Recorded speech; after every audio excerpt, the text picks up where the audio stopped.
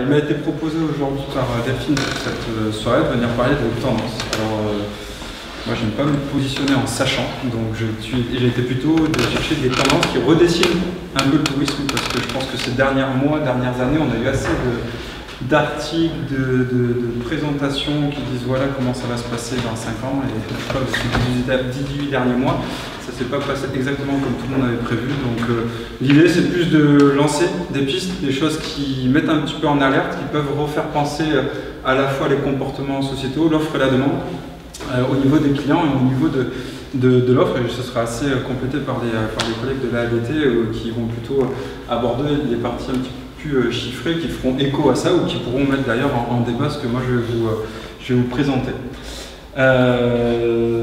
Du coup, on m'a montré, tac, voilà. Ben pour moi, le tourisme, c'est ça. En gros, en ce moment, c'est une grosse équation.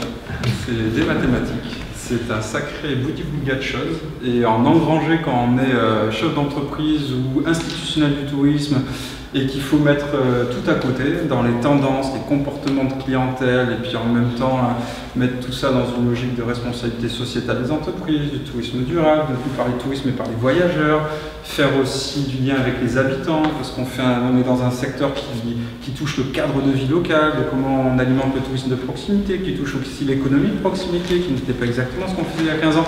Bref, j'en suis essoufflé, mais c'est un sacré chantier, tout en étant performant tout à l'heure sur ce qu'on a vu rapidement. Dans un morceau de la vidéo, on a été accompagné à faire et doigt. Ben oui, les comportements, c'est aussi la commercialisation, de l'ultra dernière minute, du yield management, de positionner son bon produit au bon moment, de remplir au maximum quand on a un hébergement. Bon bref, énormément de choses, je ne vais pas du tout vous saouler avec ça. Mais c'est juste qu'on a bien conscience qu'on en est à peu près là. C'est pas juste une personne qui nous voit sur un catalogue ou en ligne et qui vient gentiment, c'est qu'il y a énormément parfois d'intermédiaires ou d'efforts à faire pour se trouver une place et surtout baigner de ces derniers mois de fermeture, d'ouverture, de pénurie de main-d'œuvre, notamment pour les territoires qui sont touchés par des saisonniers ou des choses comme ça, où comme dans plein de secteurs c'est un peu tendu. Mon propos il va être en 3 ou 4 points. 4 points. Tourisme raisonné, on entend beaucoup un tourisme durable, etc. Ben, voilà, vraiment, pas d'interrogation. Je ne sais pas qui c'est qui a pris le temps de lire les quelques pages de synthèse du GIEC, du rapport du GIEC de la semaine dernière. Ben, ça fait un petit peu froid dans le dos sur ce que nous aussi, on a comme impact comme acteur du tourisme dans la société au sens large. Hein. Donc, juste pour un petit chiffre, le tourisme, c'est 11% des gaz à effet de serre. Donc voilà, pour 8% du PIB en France, on a clairement, qu'on y croit ou pas, qu'on soit climato-sceptique ou pas, on a notre part de responsabilité, notre part de changement là-dedans, sachant qu'on est bien conscient, donc plus de 60% c'est sur la mobilité, les transports. Donc on mettra tout ça en perspective. Un autre élément qui va structurer un peu mon propos, c'est la logique de tourisme lent. Voilà. C'est-à-dire qu'on aime prendre le temps. Mais je pense qu'on est sur un territoire où c'est bien de valoriser qu'on prend le temps ici et que c'est pas du fake. On a le droit de prendre le temps. Un autre élément, c'est que c'est le tourisme permanent. Maintenant, je travaille et je fais du tourisme, je tourisme sur mon lieu, je prépare mes vacances quand je suis au boulot, mais je suis aussi au boulot quand je suis en France, et de voir un petit peu comment on arrive à des comportements comme ça, parce qu'on a la capacité d'être connecté, d'être mobile en permanence. Donc, c'est quelques éléments sur ces éléments-là. Et un autre élément, c'est l'aspect tourisme actif. Donc on veut prendre du temps, mais il y a un paradoxe, c'est que le vélo n'a jamais aussi bien marché, le bien-être n'a jamais aussi bien marché, faire du sport pendant ses vacances n'a jamais aussi bien marché, et c'est de regarder un peu le lien entre tout ça. Est-ce que tout ça touche des comportements, des changements de cycle, des changements dans l'offre, et voilà, on finira un petit peu, je finirai sur ces éléments. Donc, quelques éléments de cadrage, vous avez certainement déjà vu 50 000 fois ce visuel, et si ce n'est pas le cas, ce sera l'occasion de le voir pour la première fois, mais c'est en gros, on est en train de vivre ça, mais notre problème, il est vraiment là-haut. Et ça fait un petit moment qu'on le vit. Je ne suis pas du tout écolo ou autre, hein, c'est juste fait sociétal. Et objectif de baisse de 40% des émissions de gaz à effet de serre en France d'ici 2030 par rapport au chiffre de 1990. Et bien, en 1990, la clientèle touristique en France, c'était 51 millions de visiteurs. En 2018, c'était 80 millions. Donc si on veut être 40% en dessous de ce qu'on avait en 1990, on va avoir un petit problème entre être attractif, faire venir des gens de loin et consommer sur place, en plus d'avoir un marché intérieur qui est un peu plus actif et avoir des chiffres, ça je ne les ai pas, de ces derniers mois. C'est juste voilà, un paradoxe entre ce qu'est le tourisme aujourd'hui, la facilité de mobilité des gens, le fait de venir sur des territoires pour consommer, ce qui est très bien pour le développement local, et cette ambition de réduire les gaz à effet de serre sur cette partie-là. Donc en termes de tendance, ça va forcément jouer un petit peu. L'autre élément, c'est qu'on a connu un bon siècle de guerre, on a connu un bon siècle d'évolution technologique, de modernité, dans l'habitat, dans les transports, dans la relation, dans la communication, etc. Et que là, on est en train de prendre de plein fouet un début de siècle sur le corps, le bien-être, la santé, la prévention. Les milliards d'euros engagés par du Google, par du Amazon, enfin les GAFA que je suis en train de mettre là, qui sont en train de faire des recherches sur l'ADN, sur le corps qui ne va pas mourir, je suis en train de chercher le terme, mais voilà, il y a des milliards d'euros qui sont mis là-dedans, dans l'éducation, et encore une fois, c'est pas la cause à effet de Covid, c'est que c'est enclenché depuis des années, ce mécanisme-là de faire attention au corps et à la santé, dans la prévention, parce que ça coûte plus cher d'être dans le traitement que d'être dans la prévention. Et donc sur les systèmes de santé, que ce soit le nôtre qui est plutôt très bien au niveau mondial ou au niveau monde, et avec l'arrivée d'énormément de populations qui ont accès à leur tour à la modernité, à l'eau, à l'électricité, à la nourriture, au mouvement, au tourisme, pour parler de l'Inde, de la Chine, du Brésil, etc., on va clairement être dans des tendances où il va falloir réussir à l'ingurgiter et à être conscient de ça. Troisième élément un peu de est-ce qu'on est vraiment dans la logique raisonnée, je vous partage, je vous ai mis, je vous partagerai, l'équipe de l'Office partagera, il y a une étude qui est sortie au printemps de l'ANET, donc c'est l'Association nationale des élus des territoires touristiques, et qui ont comparé à la question équivalente ce que pensait le grand public, ce que pensaient les élus. Donc c'est pas du tout pour mettre en opposition des deux, mais c'est intéressant entre décisionnaire et pratique. Et il y a notamment, alors évidemment il ne faut pas tout dire, hein, vous le disiez, mais sur la sensibilisation aux différentes actions éco-responsables durant les vacances, et des grands publics qui sont plutôt dans 10 ans. Vous serez sensible, très sensible, plutôt sensible, etc. Mais à la gestion des déchets sur vos lieux de vacances. Donc voilà, donc 39%, 85% seront sensibles, 39% du grand public seront très sensibles. Versus le top ici pour les élus, c'est sur la partie circuit court et achat. Donc là aussi, où est-ce qu'il faudra avoir des enjeux en termes d'organisation d'un jeu comme celui-ci, de qu'est-ce qui sera valorisé pour être attractif, pour être dans un langage attendu aussi des clientèles. Et sur le même ordre d'idée, j'évoquais tout à l'heure les 60% des 11% de gaz à effet de serre, 60% vient de la mobilité, de prendre l'avion pour venir, prendre la voiture, etc. Et en gros, on a une sensibilité ici à 78%, ici à 80%, et donc là, on voit dans le rapport, dans une étude aussi qui est sortie de l'ADEME, il n'y a que 20% des personnes qui sont prêtes à changer leur mode de transport pour aller en vacances. Alors qu'on sait que c'est là qu'il y a le plus gros effort à faire par rapport au gaz à effet de serre dans la transition durable à avoir. Donc là aussi, j'ai pas la solution, clairement. Je ne vais pas venir en disant j'ai la solution, mais on a un vrai problème de positionnement par rapport à faire venir des gens, sous quel angle de transport, versus comment je traite mes déchets ici, comment je mets en relation les acteurs sur place pour les circuits courts ou autres par rapport à l'affichage sur les produits de proximité, la consommation de proximité, sachant que le principal nœud, c'est de venir en voiture. Moi, je suis venu ici pour 2 heures à passer avec vous, mais depuis Bordeaux. Ben, moi, pour mon entreprise, je me pose la question, est-ce que pour être droit dans mes bottes dans 1 an, dans 2 ans, je ferai encore ça en fait, de venir faire 4 heures de route pour 1 heure de prévention. Là aussi, mise en cohérence, paradoxe.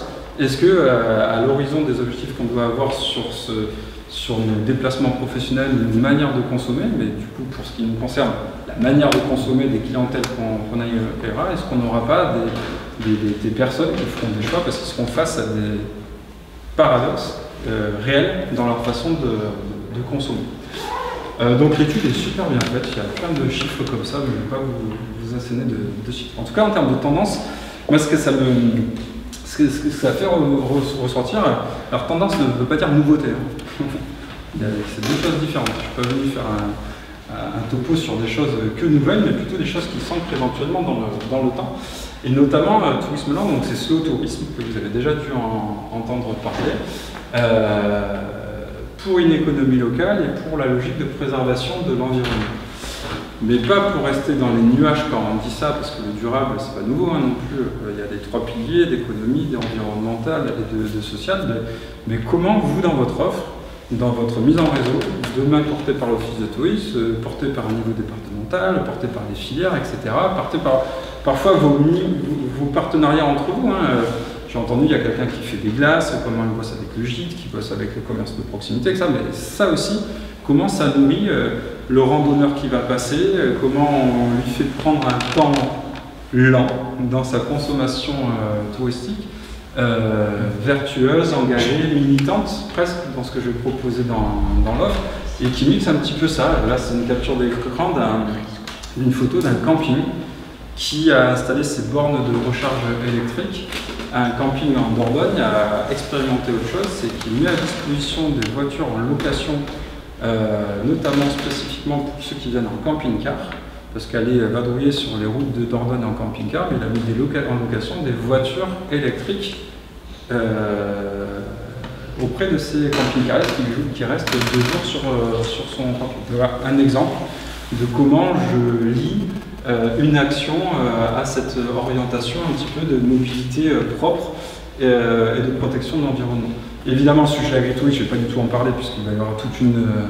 si j'ai bien lu, le 11 octobre, avec le prénom dont Monsieur le Président se rappelle, Emmanuel Rouzet, pour tout un topo sur ça.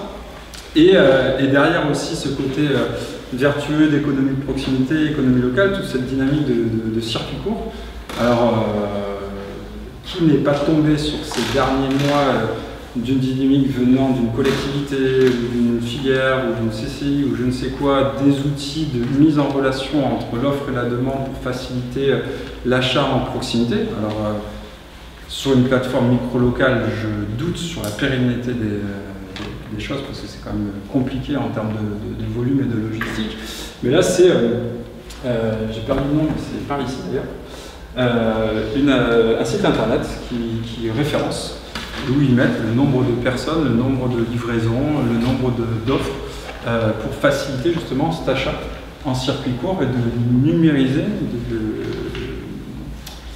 c'est pas le bon terme, numériser, mais de faire le virage en termes de numérique, de l'offre, notamment en circuit court, comme déjà des instances comme la Chambre d'agriculture, Bienvenue à Ferme, avaient pu déjà le faire sur un certain nombre de choses. En tout cas, slow tourisme, en termes de mobilité, en termes d'ancrage local, de prendre le temps de la découverte, il y a une réelle tendance, mais qui est paradoxale, à vouloir vivre aussi un tourisme actif que j'évoquais tout à l'heure. Donc derrière ça aussi une tendance qui nous arrive dans notre pays, mais c'est les tiny houses. Et là je vous ai mis une capture d'écran d'une start-up de Nouvelle-Aquitaine qui s'appelle Parcel. Donc c'est écrit en haut à gauche, et qui sont en train, qui ont passé la crise, qui sont lancés juste avant la crise et qui ont fait des taux de remplissage à 50-70% et qui ouvrent 8 nouveaux tiny houses. Donc c'est des mini-maisons hein, comme ça, sur 8 mètres carrés,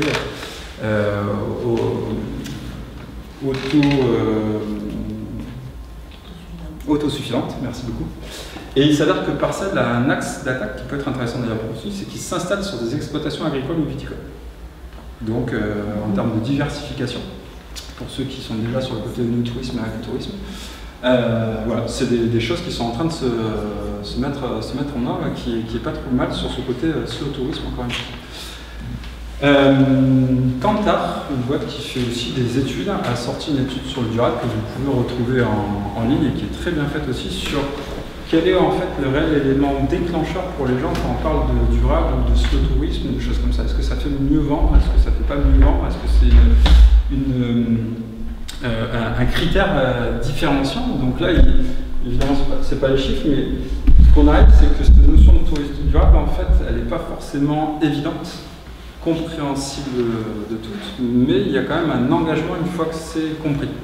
Une fois qu'on est en train de parler de faire gaffe à la mobilité, de faire gaffe un peu les éco-gestes, d'être sensible sur les endroits où on va se promener, consommer. Mais je pense qu'ici, encore plus dans les Pyrénées, il y a un sacré sujet sur ces éléments, mais il y a vraiment un sujet où il y a de l'engagement, dès lors qu'on en comprend vraiment le cadre, avec une envie d'agir, mais une offre qui reste encore pas intimiste, mais pas forcément visible en fait.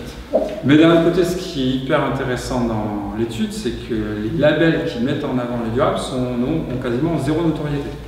Donc, difficulté de dire ça n'existe pas, c'est pas visible, mais d'un autre côté, ce qui aide à les structurer, non pas que le label est une fin en soi, mais que ça peut donner un élan pour structurer un structurel, c'est pas encore tout à fait visible et pas tout à fait clair. Et autre élément qui amène l'étude, c'est que quand je prends connaissance qu'il y a une offre éco-responsable durable, il y a un regard sur cette offre comme quoi c'est pas vrai en fait.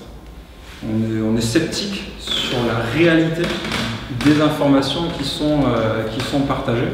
Sur le côté, on a une offre qui est respectueuse de l'environnement, du fait sociétal ou encore en termes d'économie de proximité. Donc toujours un besoin de réassurance, d'explication et de prouver par l'exemple. L'étude met aussi en avant que la fameuse génération Z, alors je suis très partagé sur ces lectures de différences de perception sur une génération parce que je ne crois pas des masses, mais il y a cette génération Z qui est plus engagée ou qui est plus regardante sur ce sujet-là.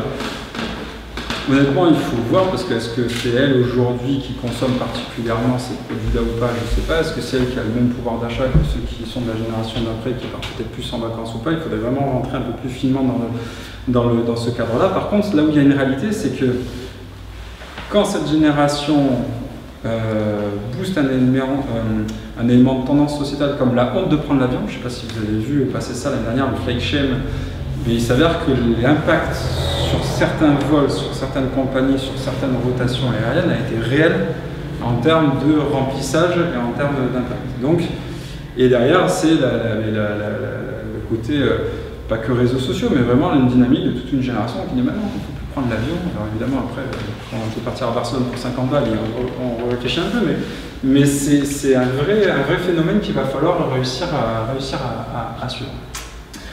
Le deuxième bloc, après le tourisme lent, de découvrir autrement les territoires sous forme respectueuse, etc., c'est la logique un peu du tourisme permanent.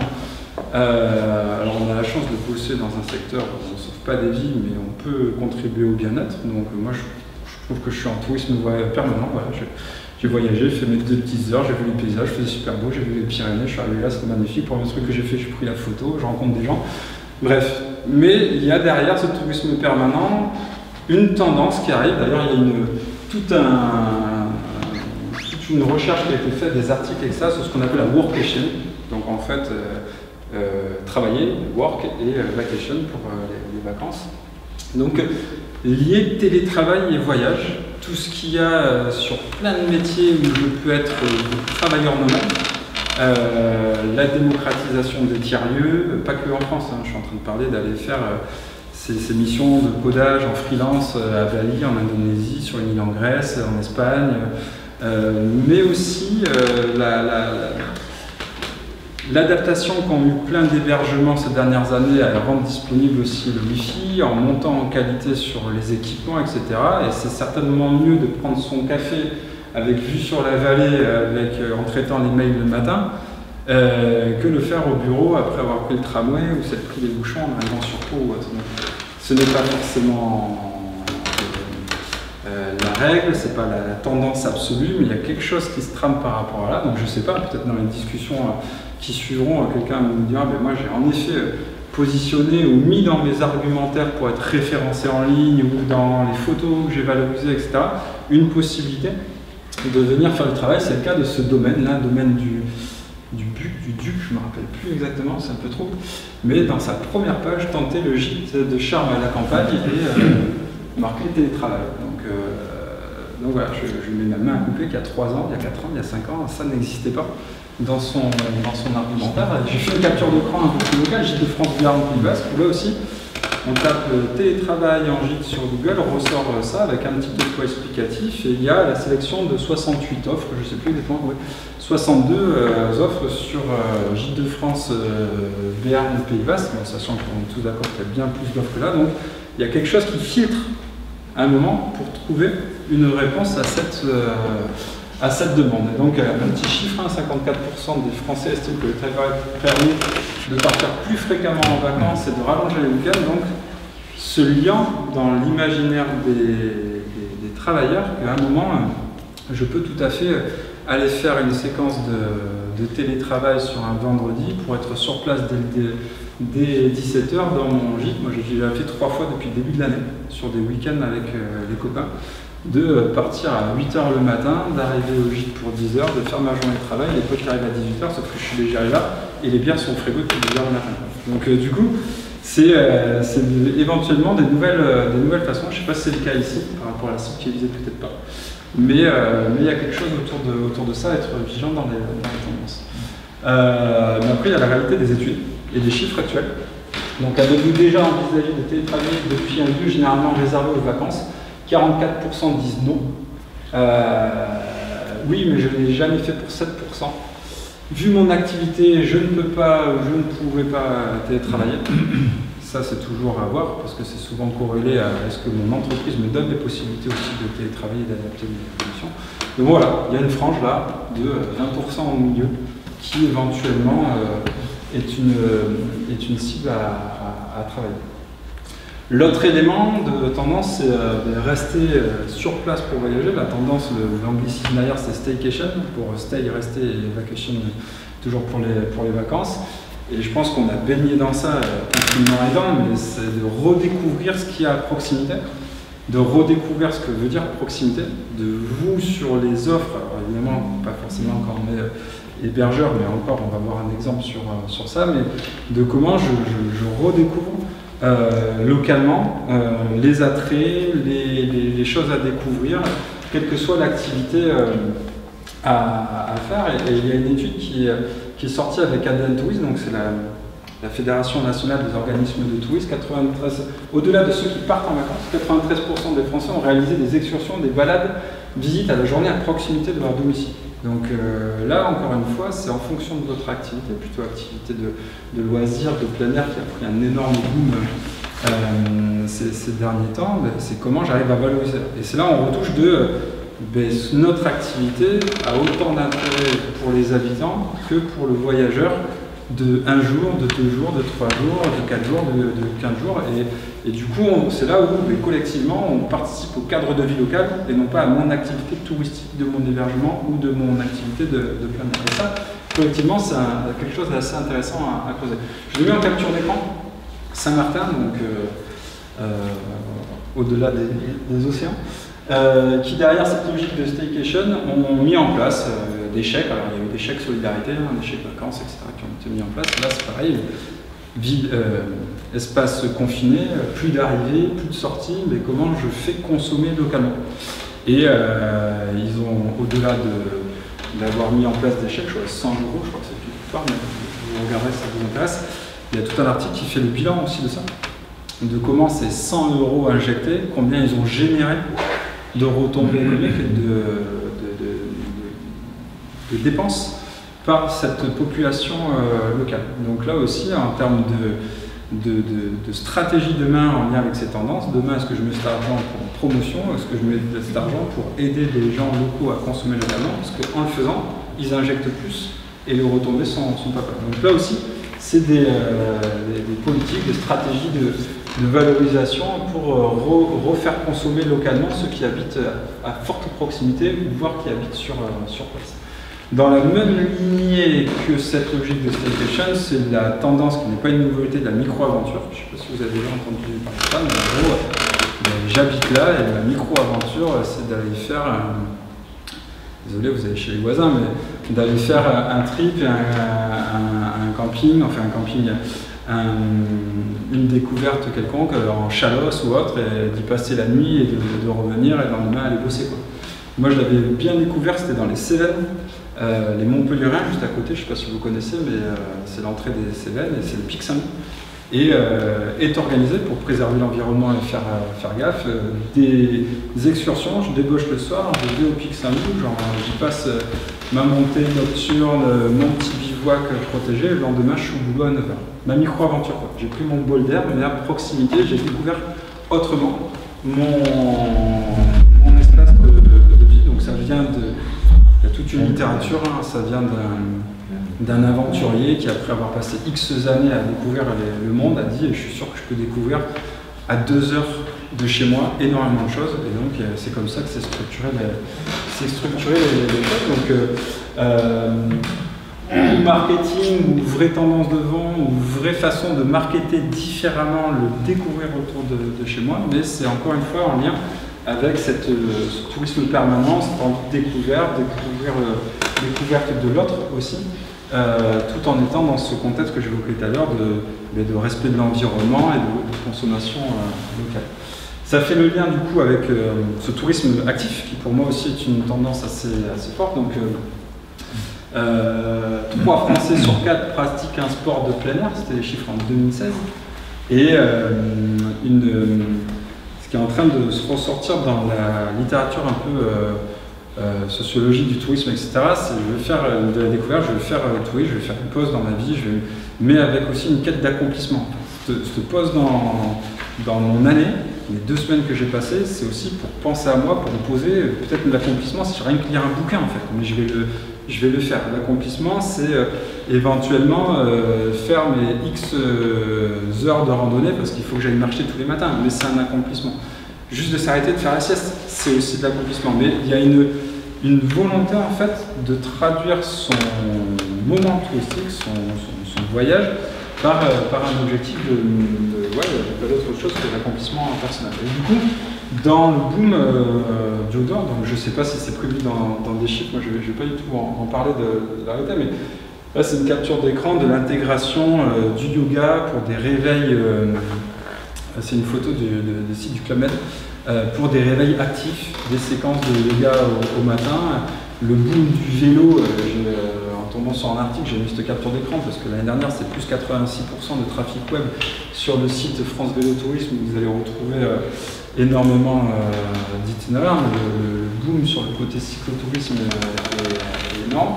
Il y a vraiment toute une dynamique autour de ça, la rando, l'itinérance, qui lie à la fois, et c'est encore le même propos que tout à l'heure en fait, c'est qu'on a fait des aménagements de développement local, d'aménagement du territoire, même pour vous en termes d'activité ou de lieux d'hébergement, on a tout mis en ordre de marche et ça sert à la fois pour celui qui veut sa micro-aventure, son tourisme de proximité, sa découverte de proximité parce qu'il habite là et qui va consommer ses itinéraires, cette offre, et aussi pour celui qui va passer en itinérance parce qu'il est en train de se faire une boucle ou faire un grand itinéraire, ou celui qui est en vacances et faire cette activité 3 fois dans sa semaine de vacances, c'est un accomplissement personnel parce qu'il a envie de se régénérer, faire du sport et être actif pendant ses vacances. Donc c'est là, ça relie en termes de tendance.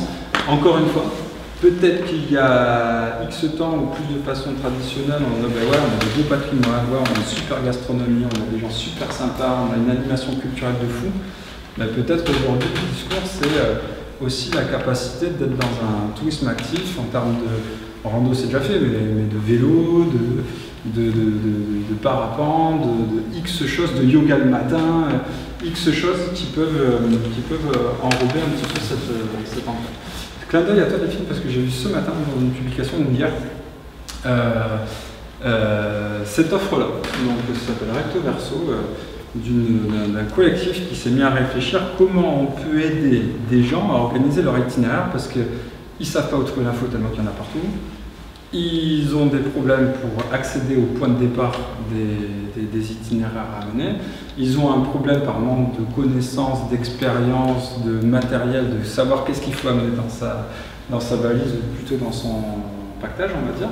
Et donc ils ont lancé, donc vous savez, il y a des contributions, des restants, tout ça, parce que c'est en train d'être... Ils n'ont pas trop le temps aussi de faire des recherches sur Internet. Ils n'ont pas le temps de faire des recherches sur Internet, exactement. Et c'est avec KissKissBang,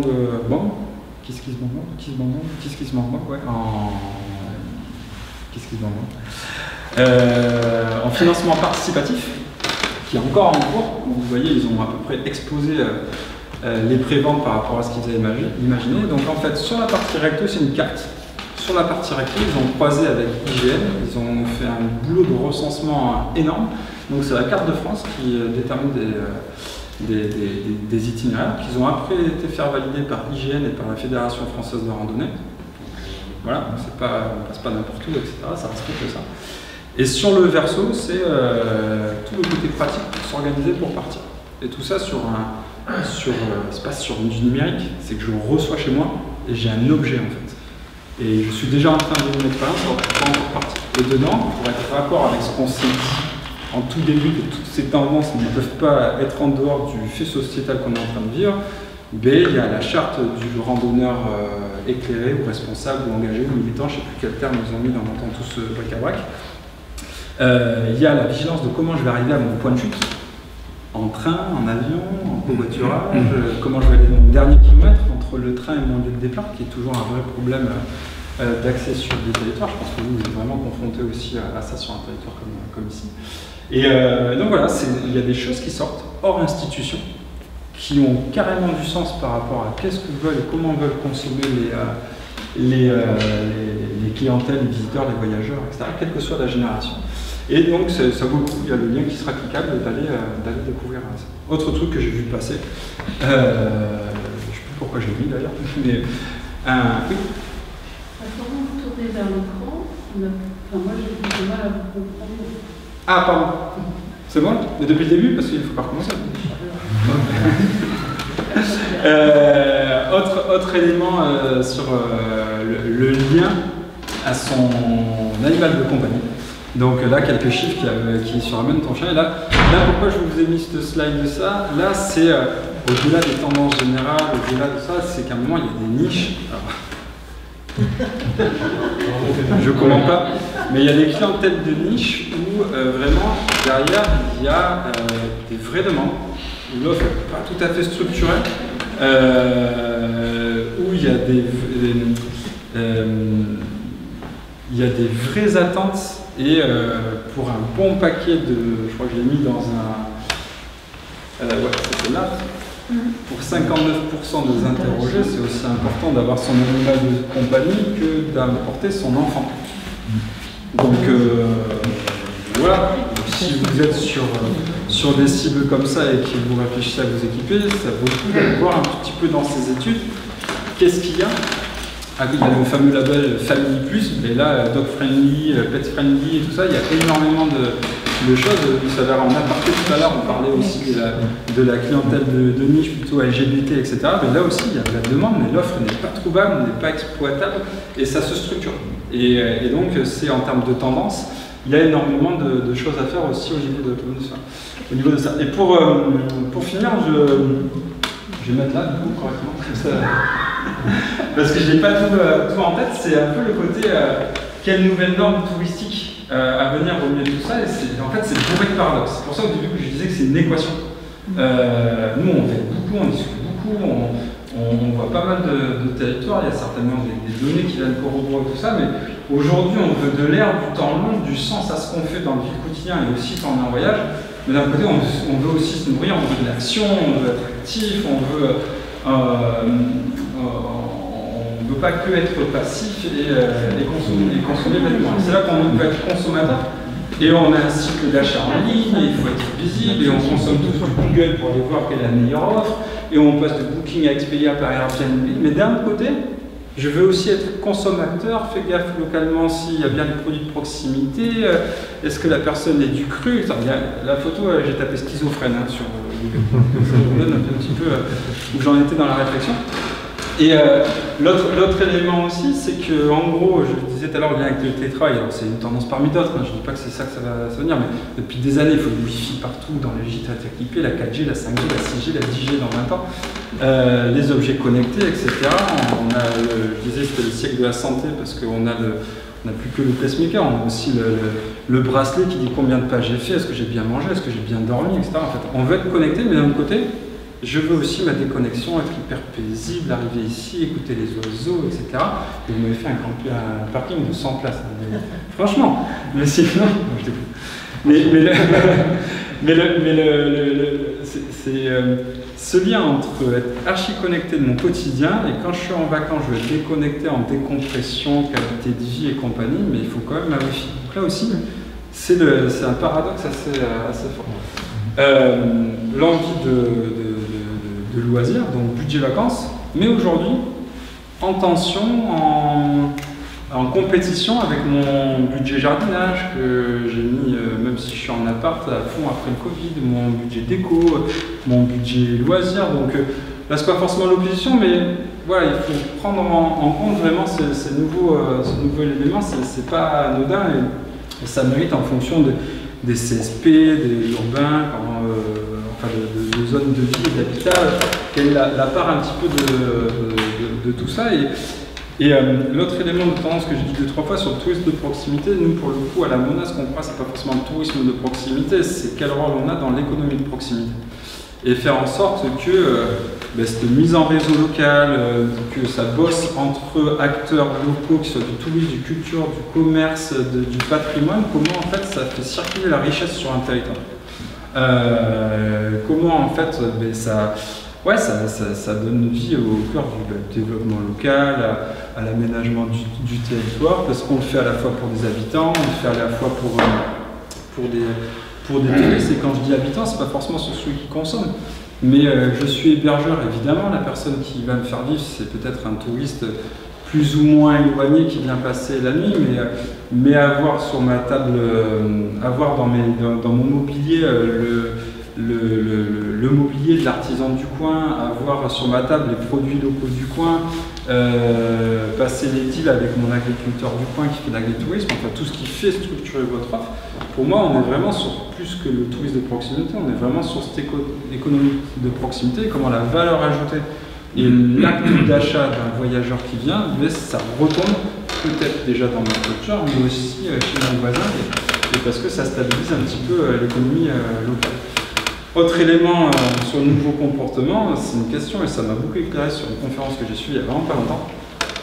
Ça a fait la carte dans quelques années sur le changement des terres agricoles, des épisodes de pluie et de sécheresse. On voit la région PACA là, pas plus tard qu'aujourd'hui pour la énième fois. Demain, tourisme et saisonnalité, ce sera quoi réellement? Mais on n'est pas en train de parler de 2100 en fait, on est peut-être en train de parler de 2030, 2040, 2050. Et ce qui m'avait éclairé, c'est, comme on disait, c'est le siècle du bien-être, du corps, de la santé. Est-ce que demain, le tourisme, c'est pas sur de la fraîcheur, de l'eau et de l'ombre en fait, sur de voir est-ce qu'il y a une offre structurée autour de ça, parce que c'est ce qu'on va rechercher peut-être en plein été. Aucune idée, hein. Je lance ça comme ça pour créer, mais quand je vois la cartographie 2050 et de l'état des sols qui en dira long sur l'état du climat, ça peut réellement poser question par rapport à ça. Et deux derniers éléments pour conclure.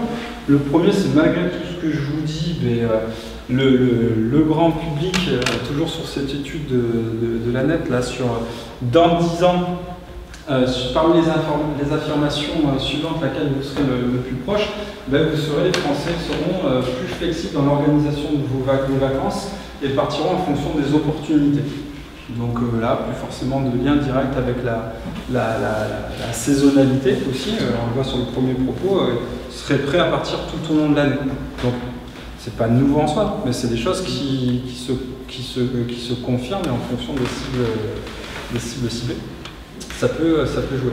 Et un autre élément assez fort, puisqu'on est à 60%, c'est peu importe le caractère touristique du lieu, le choix de la destination, c'est aussi et beaucoup en lien par rapport avec l'offre d'hébergement que je trouverai. Et c'est là qu'on revient dans le parcours client. On est assez regardant, nous, dans ce qu'on fait, de toujours partir des clients. Aujourd'hui, on démarre par quoi, en fait?